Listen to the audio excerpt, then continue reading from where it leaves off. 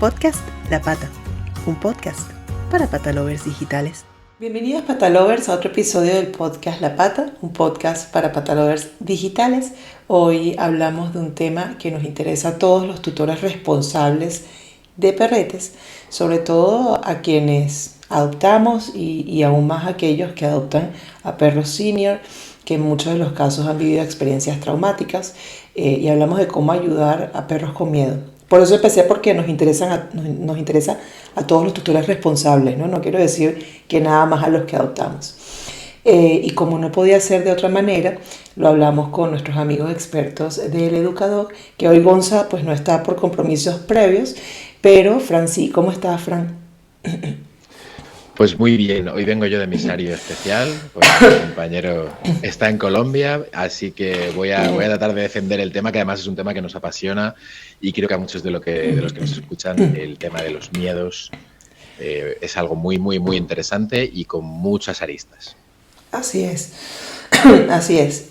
Antes de empezar, pues como siempre recordarles, si nos estás viendo por YouTube, suscríbete, y si nos escuchas en Apple Podcast o en Spotify, guárdanos para que siempre nos tengas entre los contenidos favoritos, porque es que cada día se aprende cosas nuevas. Eso es parte de lo más bonito que tenemos en esta vida en general, y más aprender cosas nuevas que tienen que ver con nuestros lindos animales. Yo creo que eso es lo más interesante de todo, o una de las cosas más interesantes, porque también hay muchas otras, como los niños y muchas otras cosas bonitas del mundo.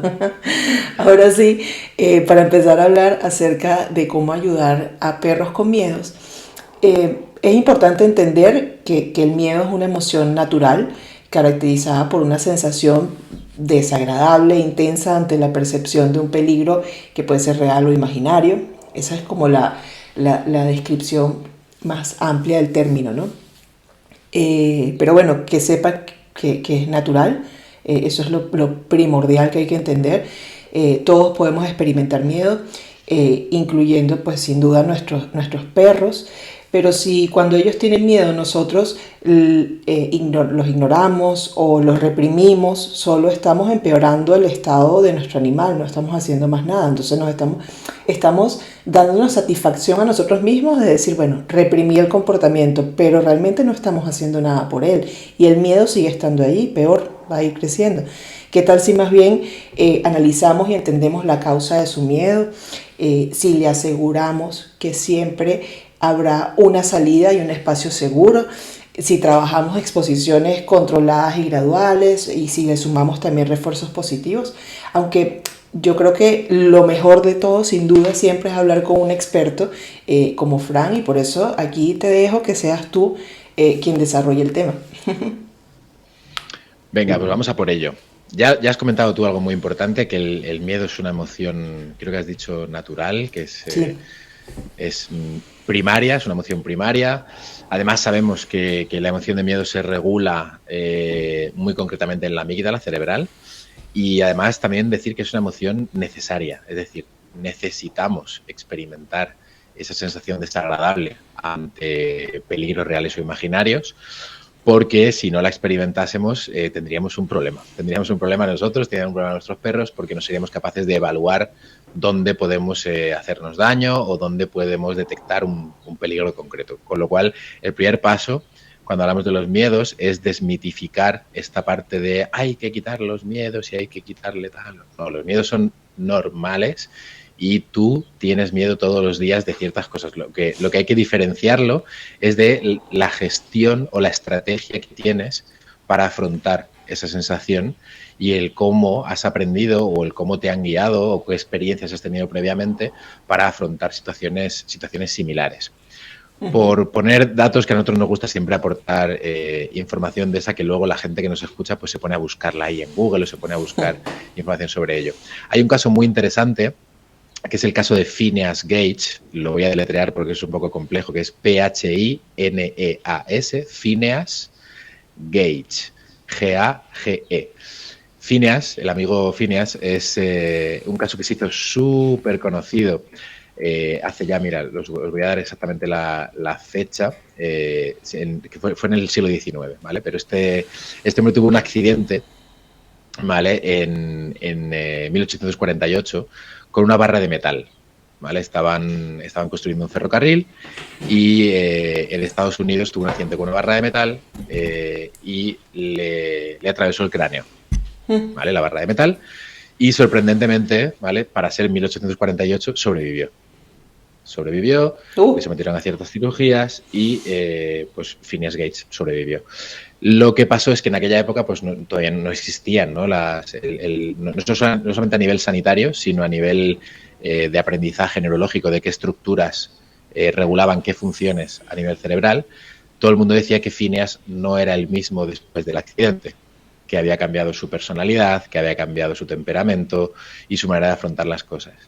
El caso de Phineas Gates se hizo mundialmente famoso porque ese milagro médico que había sucedido, en realidad lo que había trastocado era zonas del sistema límbico fundamentales para la expresión del miedo. En este caso hablamos de la amígdala, ¿no? Entonces, hay mucha información sobre este caso. Yo os animo a que la busquéis y a que leáis, porque hay cosas muy interesantes. Pero al destruir tejido del sistema límbico, pues parecía que no tenía miedo a según qué cosas, ¿no? Entonces se exponía a situaciones que normalmente no nos expondríamos, ¿no? Por hacer este comentario y que tengamos esta información. Buscarlo por ahí, Phineas Gates, es muy interesante para hablar sobre miedos y para entender dónde se regulan estas emociones. Está interesante. Claro, porque hay de alguna forma, o a través de este caso, se entiende de la manera más, al final es sorprendente el caso, ¿no? Imagínense en esa época también qué tan más sorprendente era. Y se entiende cómo realmente esa parte súper interesante que dijiste acerca de desmitificar que los miedos son malos, se entiende que son buenos al final, o sea, son naturales, no digamos son buenos o son malos, son naturales, tienen que estar allí. Al final es una forma más de la que tenemos de supervivencia también, porque te previene, te dice de qué temer y que no, hay que tenerle un poquito más de cuidado y a que no, ¿no? Y en el caso de él, y este caso que menciona Fran, súper interesante que al final su comportamiento cambia, es porque afectó esa parte del cerebro y entonces ya no le tenía respeto o miedo a ciertas cosas o a las cosas a las que le tenía antes. ¿Y eso cómo funcionan en los perros? Pues mira, sorprendentemente y a nivel estructural, el cerebro del perro y el cerebro de un humano son muy similares. Y digo estructuralmente, porque evidentemente somos dos especies distintas y, por ejemplo, pues sabemos que hay el área que regula el discurso o el habla en los humanos, pues los perros carecen de ella, ¿no? Pero estructuralmente son muy, muy, muy similares. Cosas importantes para hablar del miedo. Si nos metemos en anatomía vamos a tener que hacer 6 episodios de podcast, así que vamos a ir un poco al grano con esto. Es, como he comentado, no solamente estudiar el tema del miedo en sí, sino comprender que lo que nosotros vemos o lo que nosotros entendemos por un perro con miedo, en realidad es un animal que tiene una gestión muy específica de esa emoción. Es decir, nosotros experimentamos ese miedo y es algo que necesitamos, pero nuestro recorrido ontogénico, nuestro recorrido de experiencias vividas en torno a ese miedo, lo que hemos hecho cuando hemos tenido ese miedo y lo que ha sucedido en el entorno después de utilizar esa estrategia, nos moldea y nos forma como individuos, ¿no? Entonces, tú misma has hablado de estos perros senior que podemos adoptar, que han podido vivir episodios traumáticos. También sabemos, gracias a los estudios de la última década, los últimos 15, 20 años, que estos perros, cuando hablamos de perros con traumas previos, son perros muy complicados de recuperar en tanto en cuanto a... Y esto es importante tenerlo en cuenta. Si hay algo que no comprendáis, me avisa Gaby, porque vosotros, lo que nos estáis escuchando, no nos lo podéis decir. Pero bueno, en los perros con traumas, que ya son adultos, sobre todo perros senior, que han sufrido episodios de violencia o episodios traumáticos de forma muy intensa, los humanos los vemos como, ay, pobrecito, hay que cuidarlo mucho porque lo ha pasado muy mal. Y es una emoción 100% normal, empática, y no nos tenemos que pelear con ella. Pero hay una cosa que debemos de entender, que es lo que hay detrás de esa emoción. Y lo que sucede en un perro con traumas y esto es algo físico 100%, es que las hormonas, sobre todo el cortisol, que han estado en grandes cantidades en episodios traumáticos, literalmente generan daños neurológicos en el perro. Entonces, sabemos que los perros que muestran esas respuestas fóbicas tan intensas o esos miedos tan arraigados, también, por ejemplo, por ponerle lo típico, esos galgos, que es muy habitual verlo en el galgo por la problemática que además hay en un país como España con los galgos, ¿no? Son perros que tienen una recuperación muy lenta y además tienen una recuperación con un objetivo que no puedes evaluar al principio. Es decir, ese perro va a mejorar, sí, pero si en tanto en cuanto haya estado expuesto a muchísimos episodios traumáticos y haya pasado mucho tiempo durante esos episodios traumáticos, has de saber que hay ciertas sustancias, y he nombrado por decir una, el cortisol, que literalmente daña cuando se producen grandes cantidades, sobre todo neuronas del hipocampo, ¿vale? El hipocampo es un sustrato nervioso que regula siempre nuestra activación límbica. Entonces, el hipocampo, digamos que es la estructura límbica que le dice a la amígdala, oye, si tienes miedo, pero espera, vamos a ver qué hacer. Entonces, el hipocampo es ese reductor del umbral, ¿vale? Es el que maneja un poquito esa activación. El que dosifica.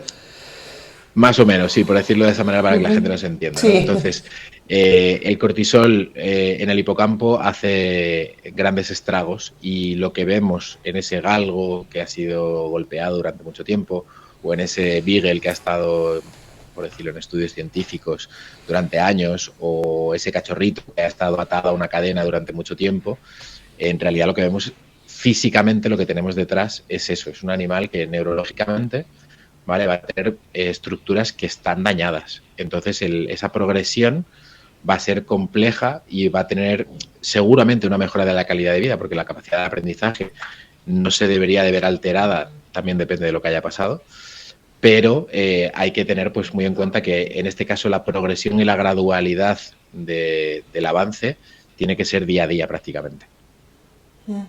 Y una pregunta, como siempre digo cuando hago este tipo de preguntas, si es desde la ignorancia, pues será resuelta.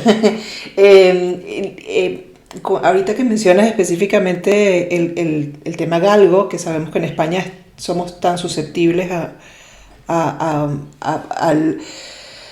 los maltratos y a la naturaleza terrible, es que no sé ni cómo mencionarla del ser humano en contra de esta pobre raza, con el tema de la caza. Tiene que ver con lo que dices, con lo que estás explicando ahorita de los daños al hipocampo. Tiene que ver con lo que uno ve en el parque, en la calle, con la mayoría de los galgos, ese comportamiento que tienen, que están, ellos son como ellos con sus tutores, pero ellos nunca van a venir normalmente, van a venir a olfatearte, ni a olfatear al perro, sino ellos van como ellos, y entonces muchas veces, claro, se habla del carácter que tienen, que es como más retraído, incluso se habla de que son miedosos a muchas cosas, por ahí, pero yo lo digo de forma muy coloquial, por eso digo, ¿tiene algo que ver? ¿Ha cambiado la raza, las características, más allá del individuo, las características de la raza, ha cambiado por tantas generaciones que los han traumatizado y todo lo que ha pasado allí, o no? ¿O es desde la ignorancia que lo pregunto? No, mira, hay una cosa muy importante, que es que entender que la lacra social que han vivido, que están y que siguen viviendo los galgos hoy en día en un país como el del que estamos grabando, en España, a nivel evolutivo, a nivel biológico, en realidad es un pestañeo, es muy poco. Vale. Entonces, si esto se prolongase, vamos a cruzar dedos y hacer todo lo que podamos para que no, durante, no sé, siglos, podríamos llegar a filogenéticamente modificar una especie. Pero a nivel evolutivo es un pestañeo, ¿vale? Es muy poquito. Lo que sí que nos ocurre es que nosotros mismos, ¿vale?, ontogénicamente hemos visto muchos casos a lo largo de nuestra vida en los que un galgo ha sido maltratado, un galgo ha sido recuperado y luego muestra esos miedos y vemos cómo le cuesta reintegrarse aunque el entorno sea favorable, ¿no? Entonces, tenemos este sesgo en realidad en nuestra cabeza cuando vemos un galgo. Y la muestra está en que nosotros, pues, por suerte, cada vez tenemos más gente que adopta galgos y que se preocupa por esto, pero también hemos visto mucha gente que tiene un whippet o un galgo desde cachorrito. Sí. Desde muy cachorrito, ¿vale? Y es muy interesante verlos. Es muy interesante ver un desarrollo saludable de un galgo en un entorno favorable para ellos, ¿vale? Porque sí que desarrollan unas capacidades 100% normales, sí que se acercan a olfatear a la gente, sí que son animales que tienen una capacidad social con otros perros muy, muy, muy grande. Y además, lejos de lo que la gente suele pensar, yo siempre digo, hay mucha gente que me dice, ay, tengo un galgo que, pues por ejemplo, que tengo un galgo que ha llegado a morder a una persona. Y cuando me dicen que tengo un galgo que ha mordido a una persona, siempre se nos salta una pequeña alarma, porque los galgos son perros de presa. Los galgos tienen una potencia en la mordida muy, muy, muy, muy, muy alta. Y digo esto como algo positivo, digo algo como esto muy bueno y algo muy a aprovechar con los galgos. No hay cosa más bonita que para ese sesgo cognitivo que tenemos todos aquellos que hemos visto galgos traumatizados, que ver a un galgo con 3 años jugar a lo bestia con su compañero humano con 2 mordedores como si nada le hubiera pasado en la vida, porque eso también nos ayuda a ver la realidad de la raza, ¿no? Sí. Al final esa lacra pues está ahí y tenemos que luchar contra ella y oye, pues hoy en día pues que con legislaciones cada vez mejores pero mejorables, pues entiendo que mejorables, sí, pero es lo que digo siempre, hay que tener muy en cuenta, ya tuvimos un podcast, un episodio que le recomendamos a todo el mundo que lo escuche, la ley de bienestar animal es mejor pero muy mejorable, sin duda. Sí. Sí. Pero entonces sí, no le ha hecho daño a la raza, por lo que dices de que, bueno, evidentemente a nivel de su historia y su evolución, pues es un pestañeo, pero sí que seguramente la mayoría de los galgos que Gaby se encuentra en el parque y que los ve que no se acercan a Chip, ni se acercan a Gaby, ni nada, ellos seguramente han sido rescatados y han sufrido maltrato y por eso tienen esta barrera para socializar, ¿no? Muy probablemente. También existirán galgos que sean más tímidos. Sí, también, exactamente, claro. Al igual que, o sea, si hablamos de un perro tímido que no se acerca a otros y que no existe a priori una lacra social de maltrato o un recorrido de maltrato, es el perro de aguas, por ejemplo. También, sí. No, a día de hoy pues, no existe una lacra que esté machacando a los perros de aguas y son animales extremadamente introvertidos con desconocidos. Sí. ¿Vale? Entonces, pues ahí lo tenemos. Y también vas a ver perros de aguas que les da igual conocer a cualquier persona, ¿no? Por lo cual los miedos ahí no podemos, digamos, generalizar esto con el tema de los galgos. Claro, vale. Yo creo que sería muy útil, igual tú le das el ritmo a este episodio, pero sería muy útil. Yo siento que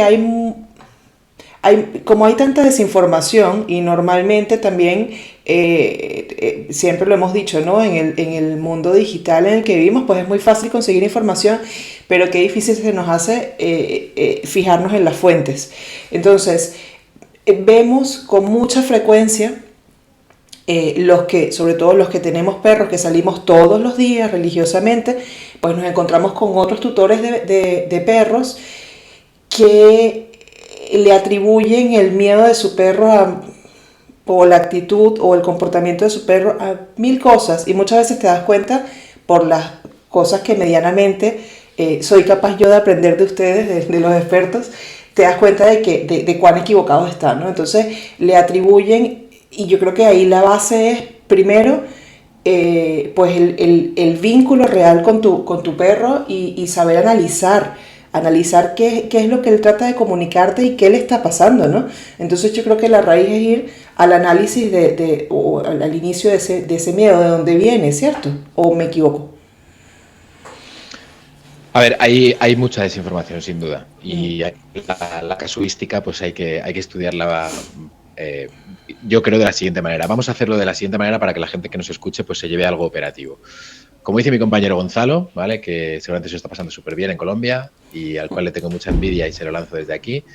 El miedo te predispone para hacer 3 cosas fundamentalmente: atacar, huir o hacerte el muerto, ¿vale?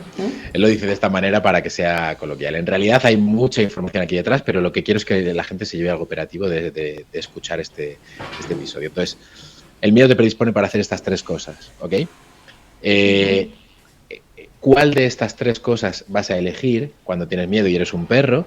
Va a depender de muchísimas variables, pero hay una variable que todo lo que nos están escuchando deberían de trabajar, porque del trabajo y el entrenamiento de esa variable va a depender en mucha medida lo que le va a pasar a tu perro en el futuro, que es el manejo.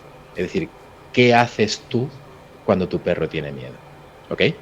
Entonces, generalmente, la primera respuesta de un perro cuando experimenta miedo, ¿vale? Y digo generalmente porque no tiene por qué, pero la primera elección suele ser tomar distancia, suele ser huir, suele ser...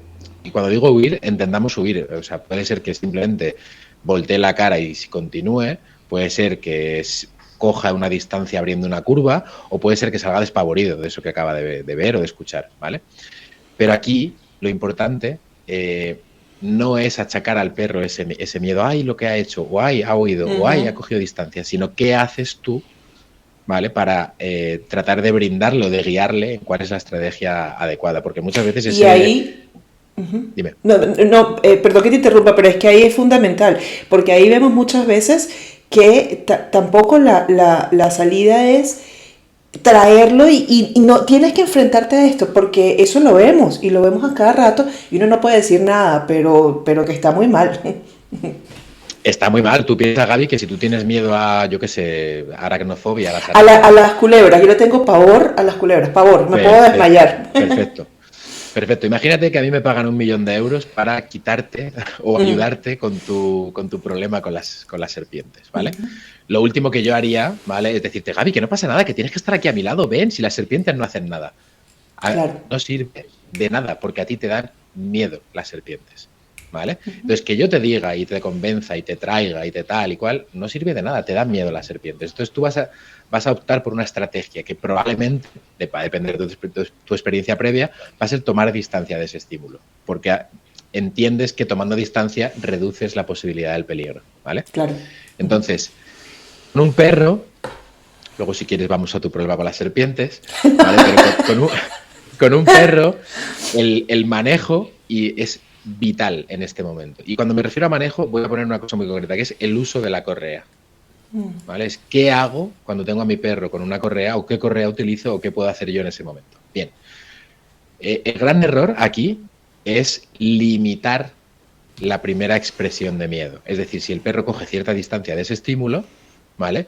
Deberíamos de acompañar, ¿vale? esa primera estrategia. ¿Por qué? Porque si el perro entiende que ha tomado cierta distancia de ese estímulo y pasó, se fue, seguí caminando, no pasó nada. El aprendizaje es muy sencillo. El aprendizaje es, he tenido esta opción, la he utilizado, todo ha ido bien. ¿Vale? Cuando el perro empieza a tener esa experiencia, ¿vale? Se va a dar cuenta de que ese miedo cada día se va a ir reduciendo un poquito más. ¿Por qué? Porque tiene una estrategia funcional, que es tomar distancia. Entonces, en tanto en cuanto tú tengas la capacidad de tomar distancia de esa serpiente que te da miedo, ¿vale? Si esa estrategia se va dando y ese entorno te va dando respuestas favorables, es decir, cada vez que veo una serpiente simplemente voy, hago una curva y sigo mi camino, todo me va bien, es posible que eventualmente veas una serpiente y digas, vaya, ¿cuántas serpientes hay aquí? Y tu curva sea más pequeña. O incluso un día digas, de las 16 serpientes que me he encontrado, esa es la más bonita. Y aunque les tengo miedo, tengo mi estrategia, que es en este caso tomar distancia. El gran error viene cuando limitamos esta primera expresión de miedo y acortamos la correa, les hacemos pasar cerca de eso diciéndole, ves, si no pasa nada, es solamente una bolsa de basura en mitad del parque. Y tratamos de algo que para nosotros es 100% comprensible, como puede ser una bolsa de basura movida por el viento, ¿vale? Tu perro está súper agobiado porque no sabe lo que es. Entonces limitamos, cortamos la correa, ponemos una presión muy intensa. ¿Por qué? Es un error. Porque si mi primera opción, que era tomar distancia, me la limitas y no me dejas ver si funciona, voy a utilizar la siguiente. Que la siguiente es, si yo no puedo tomar distancia, voy a intentar que sea el estímulo que me da miedo el que tome distancia de mí. ¿Cómo? Montando una respuesta reactiva, montando una respuesta de defensa. Entonces voy a intentar que ese estímulo que me está generando esta emoción sea el que tome distancia. En el caso de los perros, los comportamientos, muchos de los comportamientos reactivos y agresivos se construyen de esta manera. Se construyen con un manejo muy regular de la correa, ¿vale? De alguien que no le deja a su perro tomar cierta distancia, le obliga a pasar 5, 6, 7 veces por un sitio determinado o a un parque de perros o vivir una situación concreta, o ver a alguien que, yo qué sé, que lleva algo extraño en la cabeza y no pasa nada, mira, si es solamente un sombrero. Y nuestro perro aprende enseguida a ladrar a las personas con sombrero, a montar una respuesta muy intensa a ese tipo de personas, ¿no? Uh-huh. Y lo vemos mucho. El otro día, por poner un ejemplo, hice una valoración de una pastor belga malinois cruzada con podenco y fue muy graciosa la valoración. Fue muy, muy interesante porque en los primeros 10 minutos la perra quería matarme, literalmente. O sea, tú veías, además es una pena porque no lo tengo en vídeo, pero lo podría subir a las redes para que lo vieran.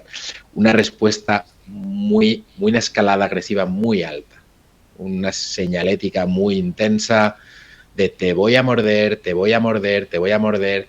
Y además los que ya tenemos experiencia con esto sabes por dónde van los tiros y si ese perro realmente que te está montando esa escalada agresiva te va a acabar mordiendo o no. Y era una respuesta, o sea, una teatralización de respuesta reactiva muy intensa. Y esto era en correa y al lado de su humano. Cuando fue pasando el tiempo, le fui dando espacio, le fuimos dando un poquito más de correa, fuimos a una zona más amplia de la escuela. La perra se dio cuenta que yo no era un problema y que yo tampoco me iba a ir, aunque ya mostrase esa respuesta. Y lo que pasó fue maravilloso, que es en un clic, literalmente en un clic, en el momento que le sacamos la correa, le dimos distancia y el propietario se apartó un poquito y dejó de utilizar ese manejo restrictivo, fue la perra la que se acercó a mí y fuera de ese contexto restrictivo de limitaciones me empezó a olfatear, me empezó a oler y dijo, ay, ay, ay, pero si no eres un problema. Y a los 10 minutos estábamos jugando y hacía 10 nadie hubiera apostado por eso. Entonces, eso no es que yo sea muy bueno y que yo sea un súper adiestrador. Eso es que hemos cambiado ciertas variables que hacen que esa respuesta de miedo, que se había convertido en una respuesta reactiva agresiva, en el momento que quito la variable del manejo, de la correa y de la limitación, la perra es capaz de mostrar otras estrategias, ¿vale?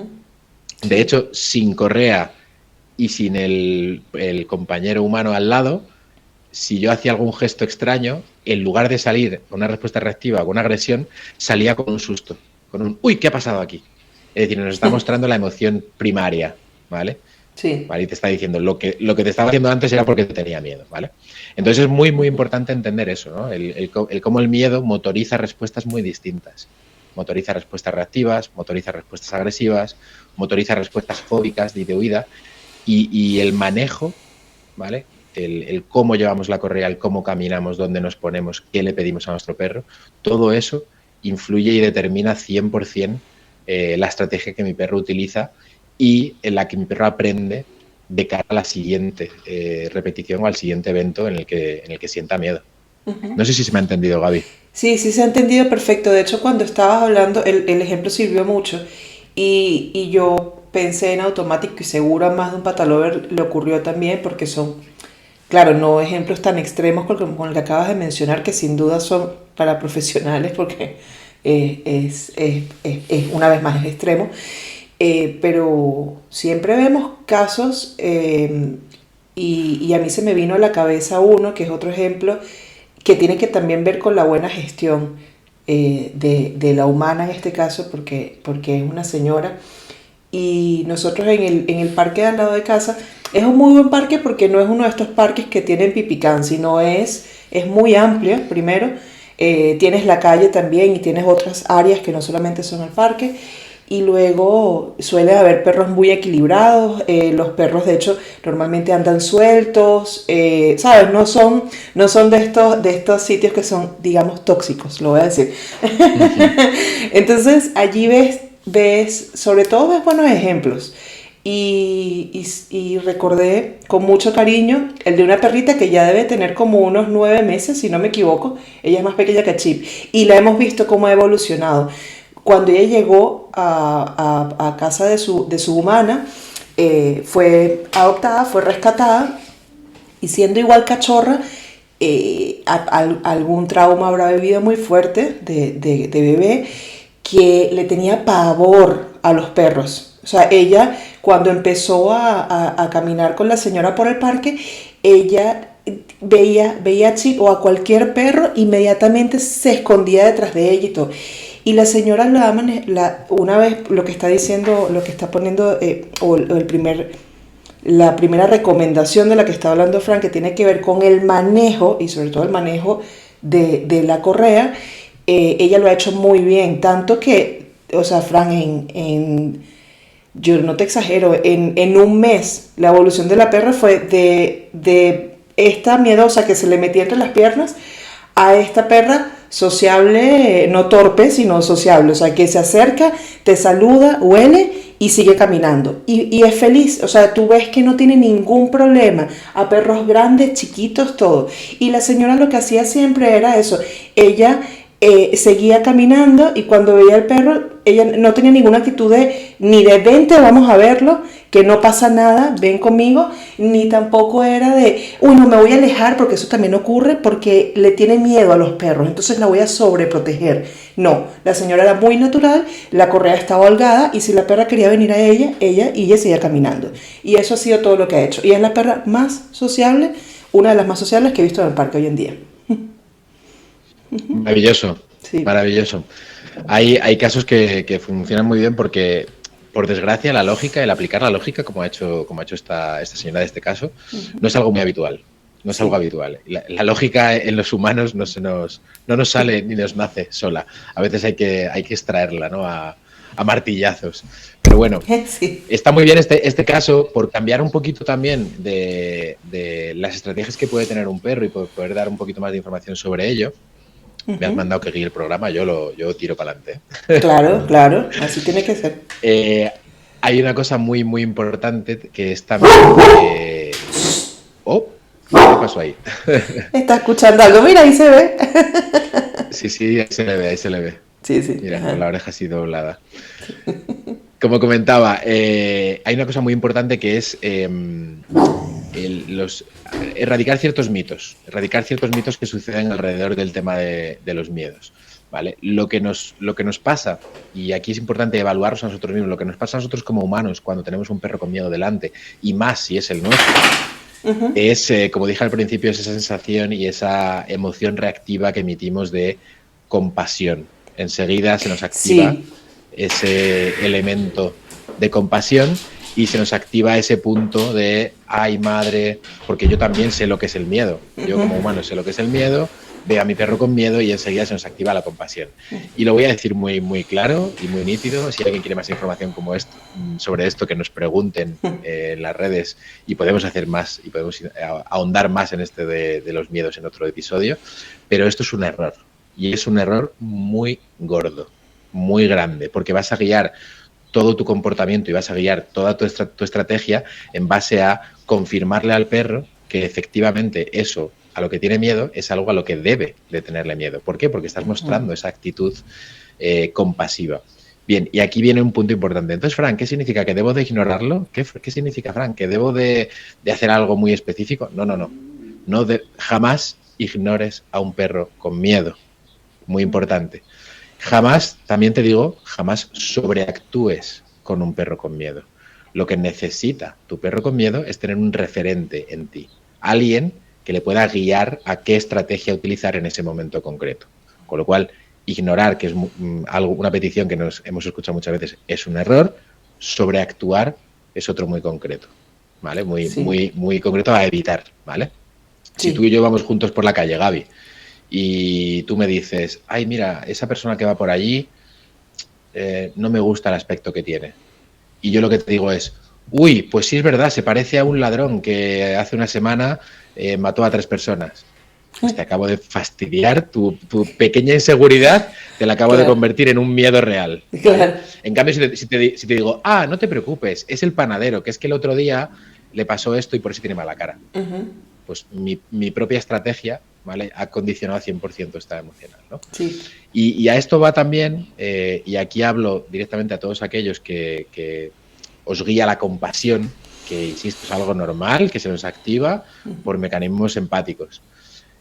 También es un error y es muy complicado porque además genera perros que se estancan literalmente en la mejora de su calidad de vida, el pretender aislar o pretender ayudar a ese perro con miedo mediante una exposición extremadamente tan progresiva que nunca avanza, ¿vale? Entonces, por ejemplo, yo os pongo el ejemplo, mira, la tengo aquí abajo, la mía no se ve, está debajo de la silla. Esta que tengo aquí debajo, Border Collie, en episodios anteriores hemos comentado sobre el tema de las sensibilidades. Cuando era muy, muy, muy pequeñita, si escuchaba ruidos muy fuertes, un cristal que se rompía, una tapa de contenedor que se cerraba, o el viento, se asustaba muchísimo, muchísimo. De hecho, incluso en casa, si escuchaba un golpe fuerte, se metía debajo de la cama corriendo, ¿vale? Buscaba siempre un espacio de referencia. Si yo hubiese actuado en base a, ay, pobrecita, tengo que intentar evitar que escuche todos esos ruidos y tengo que hacer por ir a sitios en los que no escuche nada nunca, hoy en día tendría una perra de 13 años que tiene miedo a todo y que no la puedo llevar a ningún sitio porque cada vez que vaya yo a ese sitio, pues sigue sin gestionar ese problema. ¿Habría ganado algo en calidad de vida? No, porque tendría un animal que ha pasado 12 o 13 años de su vida evitando todos los conflictos. Entonces, y esto dejo una pincelada y no profundizo, ¿vale? Que si no entraríamos en un debate muy grande. Es muy importante aprender a gestionar aversivos por parte de un perro con miedo. Es decir, un perro con miedo lo que necesita no es que le aíslen de los problemas. Necesita que le presenten problemas en una medida que él, ¿vale?, tenga estrategias para solucionar. Y necesita que eso sea, voy a atreverme a decir esto, diario. Porque un perro con miedos que no resuelve problemas diariamente es un perro que está perdiendo un día para mejorar su calidad de vida y que cuando haya pasado X tiempo, esos problemas que hace un tiempo eran un problema grande, ahora se los quite de encima con un manotazo. ¿Vale? Entonces, es muy importante, y cuando digo la gestión de aversivos, al igual hay gente echándose las manos a la cabeza, cuando digo gestión de aversivos puede ser desde ruidos muy intensos o manipulaciones muy fuertes hasta pequeños problemas como pasar por una puerta que está entreabierta, caminar por debajo de algo que me aparece, una textura concreta, un premio muy suculento en una zona a la que no tengo acceso sencillo. Es decir, hay millones de problemas que un perro se le puede enseñar a resolver. Con lo cual, un perro con miedo, sin duda, tiene que tener un compañero al lado que lo que haga es ponerle problemas que él pueda solucionar y que cada día sean más complicados. De esa manera, va a ganar en confianza, va a ganar en seguridad y va a ganar en esa experiencia de, wow, cada vez hago más cosas en más sitios, con más estímulos y me va bien. Sí. ¿Vale? Por eso es muy importante que aprendan a gestionar aversivos. Tú sales a la calle y probad a hacerlo, salid a la calle y contad los estímulos que tenéis en la calle, en una ciudad, en un minuto. Sí, claro. Y te das cuenta si lo tienes desde cachorro, que es cuando ellos están descubriendo las cosas por primera vez. Nos pasó a nosotros con él, tal cual, en un minuto. Y no es más que ser progresivo con todo eso. Nosotros cuando él era cachorro, las primeras veces que lo sacábamos, nosotros no lo sacábamos a la avenida, en la que escuchaba los autobuses pasar y todo, porque eso iba a ser demasiado, mucho con demasiado, como uno dice, para un perro que está descubriendo un entorno y realmente esos estímulos de una ciudad pues no son los naturales a los que ningún perro se somete. Y pueden significar miedos. Hay perros que le tienen miedo a los coches, a los autobuses por cómo suenan, a las motocicletas, a muchas cosas le tienen miedo.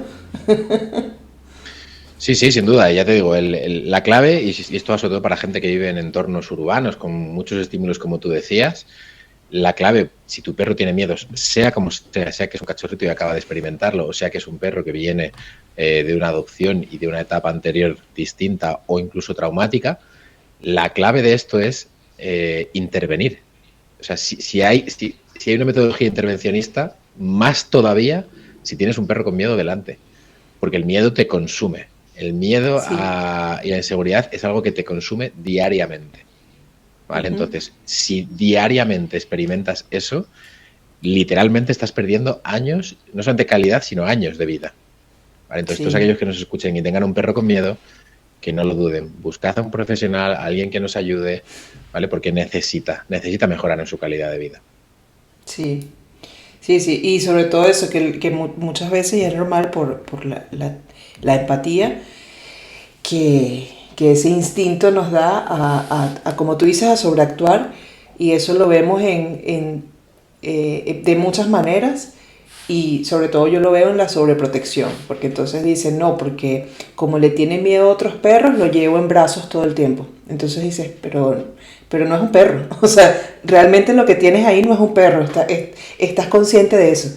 Entonces, y de hecho esas son cosas de las que siempre hablamos y siempre criticamos desde el punto de vista constructivo y positivo, como solemos hacer en este podcast, y ahí vamos con otros temas relacionados como la humanización, o sea que tú tienes que darle vida de perro a tu perro, no porque tenga miedos, tú tienes que darle una vida que no corresponde a sus necesidades naturales, ¿no?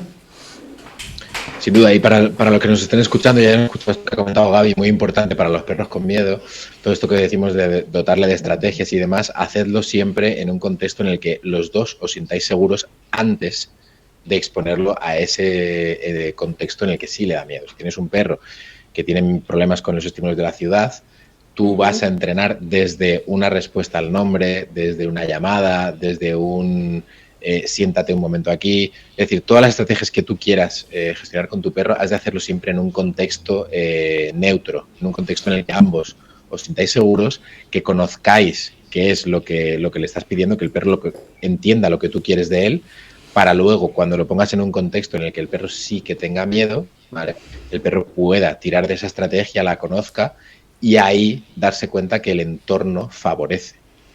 ¿Vale? Que cuando haces esto que te he enseñado fuera de contexto y lo haces dentro del contexto, solucionas tu problema. ¿Vale?